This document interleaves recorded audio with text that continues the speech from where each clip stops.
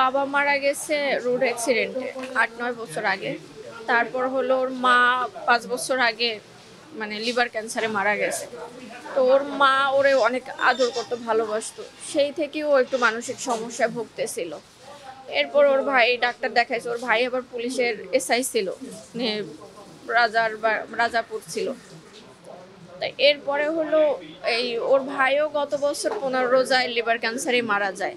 ওর ভাই মারা যাওয়ার পরে হলো মানসিকভাবে আরো ভেঙে পড়ে এবং একদম মানে উন্মাদ হয়ে যায়, রাস্তার পাগল হয়ে যায়। তারপর আমরা অনেকবার ট্রাই করছি যে ওরে পাবনা নিয়ে চিকিৎসা করানোর জন্য। ওরে ধরে যদি শিকল টিকল দিত, ও শিকল ভাঙে ছুটে যাইতো। তো এই জন্য মানে কেউ সঠিক করে মানে করতে পারতাম না এই। তাই পরশু কালকে রাতে হলো মানে ওরে মানে হলে ঢোকার পরে মানে ওনাদের সন্দেহ হয়েছে যে কথাবার্তা অসঙ্গতি বা এই। তখন হলো ওনারা বলতেছে যে কিসের জন্য ঢুকছো, কেন আসছো। তখন ওই ধৈর্যই হলো ওরা মার শুরু করে দিছে। তখন মারতেছিল, তখন ও বলতেছে যে ভাই আমার মায়ের না, আমার মামা আছে, মামার নাম্বারে কথা বলেন, বা আমার ভাই আছে চাচাতো ভাই, এইরকমের। তখন হলো মানে আমার আব্বার কাছে ফোন দিছে যে এরকমের ও মোবাইল চুরি করছে অলরেডি। ওরে সম্ভবত যে ও তখন ওরে মাইরে ফেলাইছে। তখন ফোন দিছে যে ও সকালবেলা ও ঢুকছে বিকালবেলা। তা বলছে যে সকালবেলা ও 5টা মোবাইল চুরি করে নিয়ে গেছে, এখন এই মোবাইলের জরিমানা দিবেন, আপনারা টাকা পাঠান 35,000। আবার ওর ভাবিকে ও মুখস্থ নাম্বার ছিল, ওর ভাবিকেও কল দিছে, বলে কি 2 লাখ টাকা পাঠান।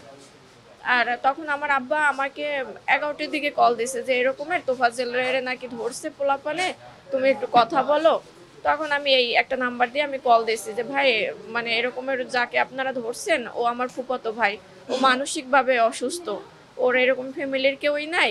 তখন ওনারা বলতেছিল পাশ থেকে যে মানসিকভাবে সে যদি অসুস্থই থাকে মামার নাম্বার কেমনে মুখস্থ রাখে, ভাবির নাম্বার, চাচাতো ভাইয়ের নাম্বার। এখন সব পাগল তো এক রকমের না। আর সেই আমি তখন বলছি যে তাহলে ঠিক আছে, ও যদি কোনো অন্যায়ও করে বা আপনাদের সাথে বেয়াদবিও করে, ওরে মাইরেন না, ওরে থানায় দেন, আমরা থানায় যোগাযোগ করি। বলে কি আপনি আইসা টাকা দিয়ে নিয়ে যান। এখন আমি একটা মেয়ে মানুষ, 11:30টার সময় আমি কিভাবে আসবো, আর ঢাকায় কেউই নাই এই। এরপরে হলো ও ও পথে ঘাটে শুয়ে থাকে বা ও কারো বাসায়ও যায় না যে ওরে কেউ মানে করবে। ওই আসে আবার গাড়িতে চলে যায়, আবার বাড়িতে থাকে, আবার রাস্তায় শুয়ে থাকে। মানে ওর সঠিক কোনো ঠিকানাও ছিল না, বা ও সঠিক কারো কাছে থাকতোও না।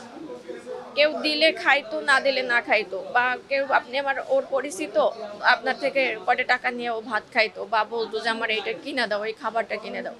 কিন্তু এরকমের একটা মানুষরে ও যদি একটা খুনিও হয়ে থাকে বা একটা মোবাইল চোরও হয়ে থাকে, এই রকমের তো তারা আইনি মানে হাতে তুলে নিতে পারে না। একটা মানুষরা এইরকমের তো পিটাই মারতে পারে না। তারা আমরা কিছু ভিডিও ছড়াইয়ে গেছে পাবলিকে, মিডিয়ায়, যে ওকে ভাত খাওয়াইতেছে, খাওয়ানোর পরে আবার মারছে। আর এমন একটা জায়গায় ওরে যেখানে মারছে মানে ফ্লোরে রক্তাক্ত হয়ে গেছে। এটা তো একটা সুস্থ মস্তিষ্কের যারা মানে এত বড় একটা শিক্ষা প্রতিষ্ঠানের ছাত্ররা, তো এটা তো এরা ছাত্র নামেই তো কলঙ্ক, এটা তো মানুষের মধ্যেই পড়ে না। যারা আপনাদেরকে ফোন দিয়েছে তাদের কি কোনো পরিচয় জানিয়েছে? না, তারা পরিচয় জানায় না, বলছে যে আমাদের হলে ঢুকে এরকমের ও করতেছিল, আমরা ধরছি, ওকে টাকা দিয়ে ছাড়াই নিয়ে যান।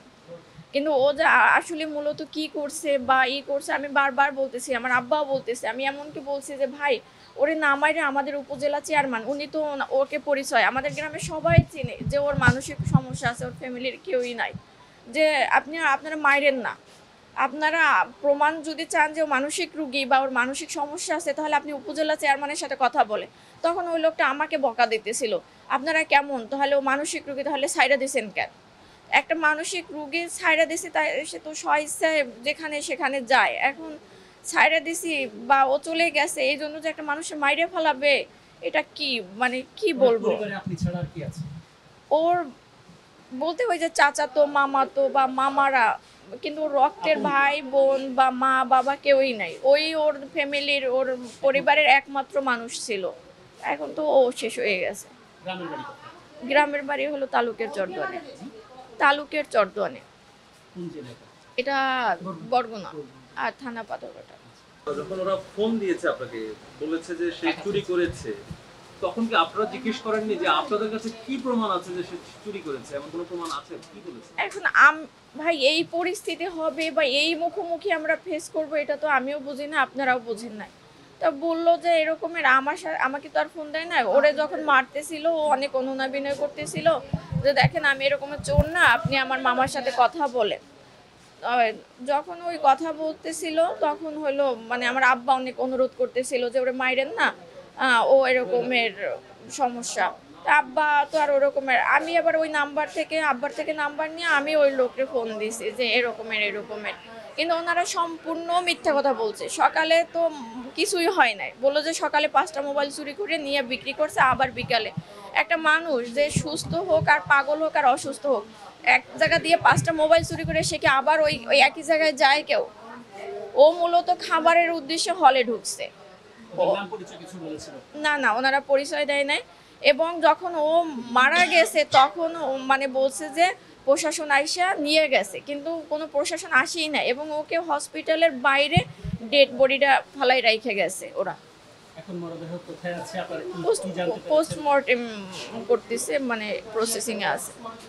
কতক্ষণ নাগাদ মরদেহ পাবেন বলে কি বলেছে? মানে ওনারা এখন এই ব্যাপারে আমরা কোনো কথা বলি নাই। আপনারা কি মামলা করবেন? হ্যাঁ, মামলা তো অবশ্যই করব, কারণ এরকম একটা অপমৃত্যু তো এরকম হইতে পারে না। ওর মতো কত তোফাজ্জেল পথে ঘাটে ছড়াই ছিটাই আছে যারা অসহায়, নাই ফ্যামিলি, এরকমের এদের নির্যাতনে মারা যাবে, এরকমের তোফাজ্জেল যেন আর কেউ মারা না যায়।